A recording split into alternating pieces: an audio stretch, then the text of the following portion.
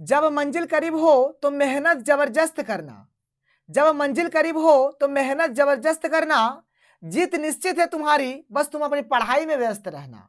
आप सभी का सुपर कंसेप्ट क्लासेस में स्वागत है। और आज की इस वीडियो में आप लोगों को क्लास 12 इतिहास का वेरी इंपॉर्टेंट एमसीक्यू क्वेश्चंस कराने वाला हूं। तो आप लोग वीडियो पर कंप्लीट बने रहें। और अगर आप लोग हमारे चैनल पर पहली बार आए हैं तो चैनल को सब्सक्राइब करने के साथ साथ बेल आइकन को प्रेस कर लीजिए। और देखिए, इससे पहले मैंने आप लोगों को इतिहास का बहुत सारा वीडियो दे दिया है।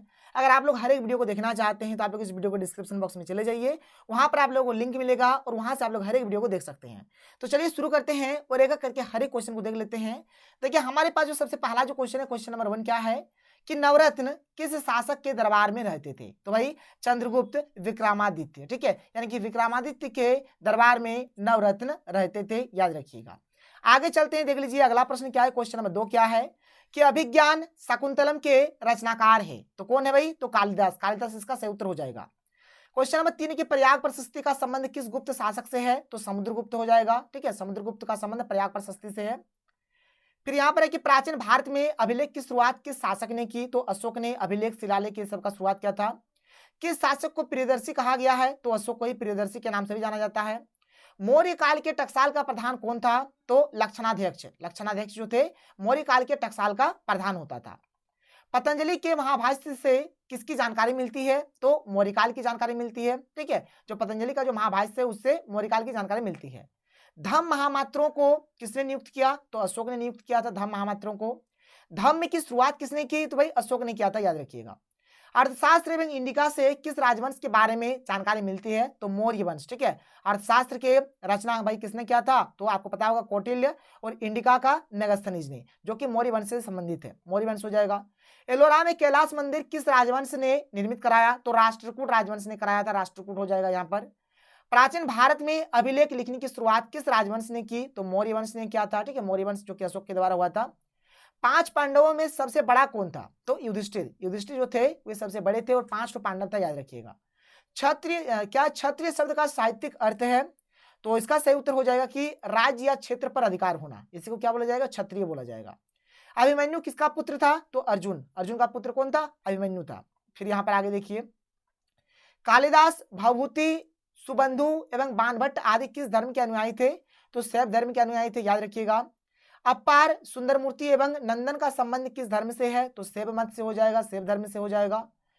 क्या है भवभूति के मालती माधव में किस संप्रदाय का उल्लेख है? तो इसमें भाई कपालिक, कपालिक का उल्लेख है। कादम्बरी उपन्यास की स्थापना किसने की? तो बाणभट्ट ने किया था, वेरी इंपॉर्टेंट क्वेश्चन है। बाणभट्ट ने कादम्बरी ग्रंथ में किस संप्रदाय का उल्लेख किया है? तो पाशुपत संप्रदाय का इसने यहाँ पर उल्लेख किया है। महात्मा बुद्ध को ज्ञान की प्राप्ति कहाँ हुई? तो बोध गया में हुआ था, बोध गया में इनको ज्ञान की प्राप्ति हुई थी। श्वेतांबर एवं दिगंबर का संबंध किस धर्म से है? तो जैन धर्म से है। जैन धर्म की 2 मुख्य शाखाएं हैं, एक हो गया दिगंबर और एक हो गया श्वेतांबर। दिगंबर संघ में साधु नग्न रहते हैं, यानी कि नंगे रहते हैं, और श्वेतांबर में ये लोग श्वेत यानी कि वस्त्र, श्वेत वस्त्र धारण करते हैं। देखो भाई ध्यान से सुनो, मतलब जैन धर्म का यहाँ पे 2 शाखा है, एक तो दिगंबर हो गया और एक श्वेतांबर हो गया, ठीक है। और जो दिगंबर हो गया इसमें जो साधु लोग रहते हैं नग्न रहते हैं, नंगे रहते हैं, और जो श्वेतांबर हो गया इसमें श्वेत कलर का, इनके सफेद कलर का वस्त्र धारण करते हैं। क्वेश्चन नंबर 23 क्या है भाई कि वीरशैव जिसको बोलेंगे लिंगायत, तो लिंगायत आंदोलन का जनक कौन है? तो बास बन्ना हो जाएगा, बास बन्ना इसके जनक थे। क्वेश्चन नंबर 24 की बौद्ध परंपरा में अशोक ने कितने स्तूप बनवाए? तो भाई 84,000 स्तूप बनवाए थे, 84,000 सही उत्तर हो जाएगा। हिनयानी पुस्तकें किस भाषा में है? तो पाली भाषा हो जाएगा। वैष्णव मत के, ये वेरी इंपॉर्टेंट है, देखिए ध्यान से, कि वैष्णव मत के अनुयायी आलवार एवं शैव मत के अनुयायी को नयनार कहलाते हैं। मतलब जो वैष्णव मत के, जो वैष्णव धर्म के मानने वाले जो भी थे उन लोगों को आलवार बोला जाता है, और शैव धर्म को मानने वाले यहाँ पर अनुयायी को नयनार बोला जाता है। हिनयान बौद्ध धर्म से संबंधित है। हिनयानी पुस्तकें पाली भाषा में है। त्रिपिटक, त्रिपिटक का मतलब होता है 3 ग्रंथ, ठीक है, जिसमें विनय पिटक, सुत पिटक और क्या है अभिधम्म पिटक संग्रहों का सामूहिक नाम है। पाली बौद्ध साहित्य की मुख्य भाषा थी। देखो लो भाई, जो पाली है वो बौद्ध साहित्य की मुख्य भाषा है। फिर क्या कि निजामुद्दीन औलिया किस सूफी सिलसिले से संबंधित है? तो इसका सही उत्तर हो जाएगा चिश्ती, वेरी इंपॉर्टेंट क्वेश्चन है, चिश्ती हो जाएगा। वल्लभाचार्य का जन्म हुआ कहाँ हुआ था? वाराणसी में हुआ था, वाराणसी इसका सही उत्तर हो जाएगा। शेख कुतुबुद्दीन क्या है बख्तियार काकी का संबंध किस सूफी संप्रदाय से है? तो चिश्ती हो जाएगा, ऑप्शन नंबर 1 यहाँ पर बिल्कुल राइट आंसर हो जाएगा।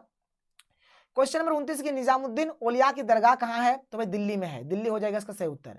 भक्ति आंदोलन को दक्षिण भारत से उत्तर भारत में कौन लाया? तो रामानंद लेकर आए थे, रामानंद सही उत्तर हो जाएगा। निम्नलिखित में से कौन एक सूफी संत नहीं है? कौन सूफी संत नहीं है?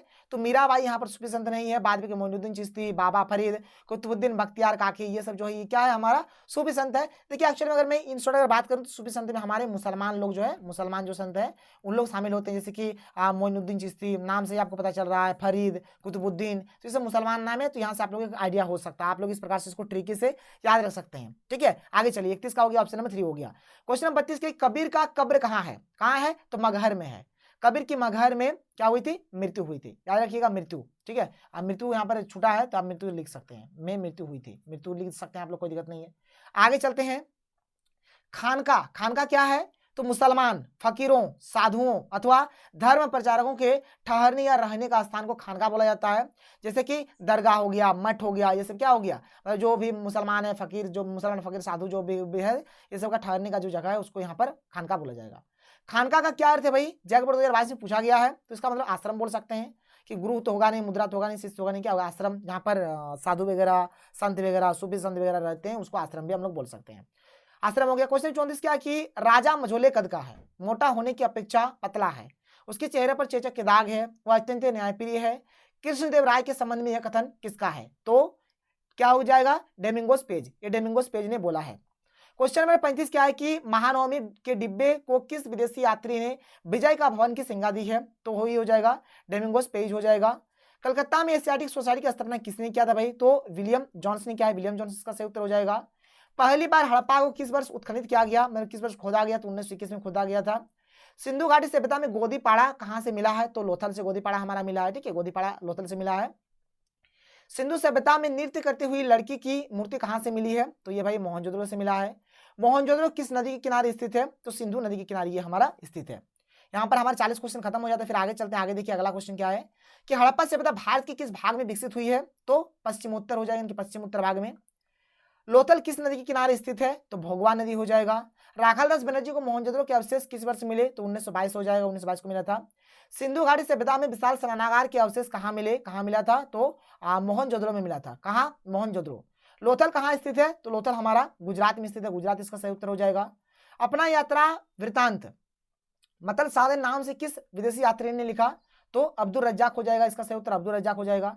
कौन सा विदेशी यात्री घोड़ों का व्यापारी था? तो यहाँ पर हो जाएगा हमारा अ नंबर और ब नंबर, यानी कि यहाँ पर हो जाएगा हमारा, देख लीजिए, एक हो जाएगा अफनासी निकितन और एक हो जाएगा फरनाओ नूनिज, ये दो हो जाएगा, और वो हमारे यहाँ पर बिल्कुल राइट आंसर हो जाएगा। 7 का यहाँ पर एक्चुअल में हो जाएगा ऑप्शन नंबर द, यानी कि अ एवं ब दोनों। सिबेल ने अपनी पुस्तक ए फॉरगेटन एम्पायर में किन विदेशी यात्रियों की यात्रा वृत्तांत का उपयोग किया है? तो डेमिंगोस पेज एवं फरनाओ नूनिज के बारे में।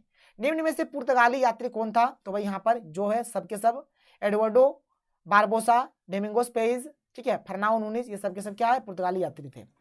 दिल्ली में चांदनी चौक का निर्माण किसने कराया? तो चांदनी चौक का निर्माण भाई यहाँ पर किसी ने नहीं कराया, मतलब एक्चुअल में जहांआरा ने भी नहीं कराया था, गोहरारा ने भी नहीं कराया था, रोशनारा में भी नहीं कराया है, मतलब किसी ने नहीं कराया। तो किसने कराया? ध्यान से सुनिए कि चांदनी चौक का निर्माण भारत के मुगल सम्राट शाहजहां द्वारा बनाया गया था और इसका डिजाइन उनकी बेटी जहांआरा द्वारा तैयार किया गया था। देख लो भाई, इसको नोट करो अच्छे से, समझ लो अच्छे से, कोई दिक्कत नहीं है।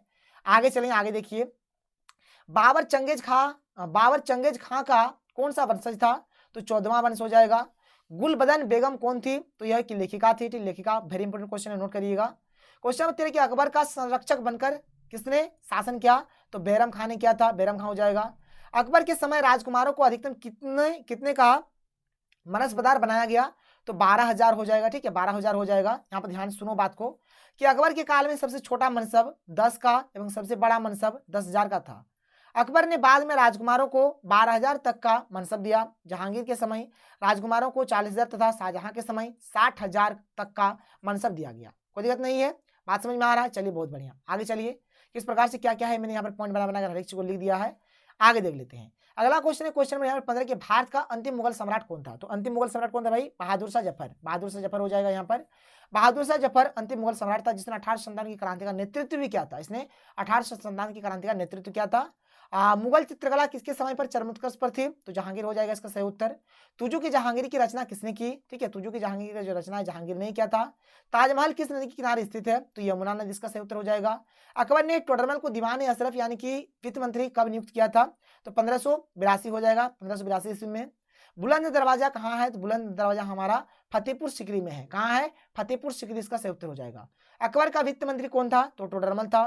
किस युद्ध में विजय के पश्चात ईस्ट इंडिया कंपनी ने बंगाल, बिहार एवं उड़ीसा के दीवानी अधिकार प्राप्त कर लिए? तो बक्सर का युद्ध हो जाएगा। बक्सर यहाँ पर सही उत्तर हो जाएगा।